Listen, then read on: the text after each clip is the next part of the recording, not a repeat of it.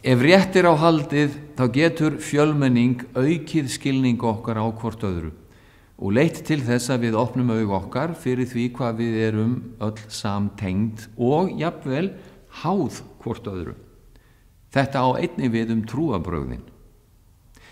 Páskahátíðin er ein alhelgasta hátíð kristinna manna, en þó má fullyrða að boðskap hennar og táknmyndir sé alls ekki hægt að skilja nema í gegnum önnur trúarbrögð. Lykillinn að páskahátíð okkar, kristninnar, er að finna í mun eldri trúarbrögðum. Kristni menn eru ekki þeir einu sem halda páskahátíð. Í gyðingdómi nýtur páskahátíðin mikillar helgi rétt eins og hjá okkur. Þessar tvær hátíðir, þessara tveggja trúarbragða, eru haldnar svo til á sama tíma ársins. Kjarnatilvistar boðskapur beggja hátíða er lausn úr viðjum. Á páskahátíð gyðinga minnast þeir lausnar Ísraels þjóðar úr ánauðunni í Egyptalandi. En það þema er vissulega einnig að finna innan kristninnar. Á páskum gyðinga koma fjölskyldur saman við borðhald og börnin eru uppfrædd þessa sögulegu lausn. Samanber það sem segir í bókinni Exodus í Gamla testamentinu: Hvers vegna er þetta kvöld ólíkt öllum öðrum kvöldum? Spyrja börnin þegar hátíðin gengur í garð.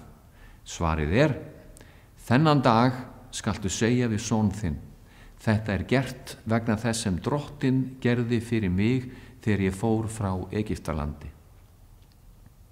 Fjölskyldan borða saman eftir ákveðnum siðum, haggadah. Borða saman sérstakt ósýrt brauð, matzah, drekka vín og biðja. Sérhver bikar, sérhver réttur, sérhvert orð hefur táknræna merkingu og allt vísar það til lausnar úr þrælahaldinu forðum. Á páskum kristina er haldið upp á upprisu Jesú Krists frá dauðum. Upprisan veitir lausn úr viðjum, lausn undan öllu því sem fjötrar okkur og heftir, lausn undan kúgun og ofbeldi, lausn undan valdi dauðals.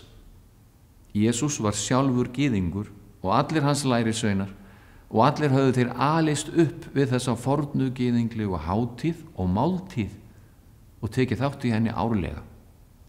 Síðasta kvöldmáltíðin á skýrdagskvöldi var einfaldlega gyðingleg páskamáltíð. Í hvert sinn sem gengið er til altaris í kristinni kirkju og fólk fær vín og oblátu, þar að segja ósýrt hveitimjöl, þá er þetta meðal annars bakgrunnurinn. Fjölmörg tákn og tilvísanir liggja á milli páskahátíða þessara náskyldu trúarbragða og tengja þau saman. Og hvað segir þetta okkur þá? Jú, að okkar trúarhefð er byggð á gyðinglegum grunni og það ætti að tengja okkur saman, að þekkja og skilja bakgrunn hvers annars og minna okkur á að við eigum öll mennskuna sameiginlega, því öll þráum við lausn úr viðjum.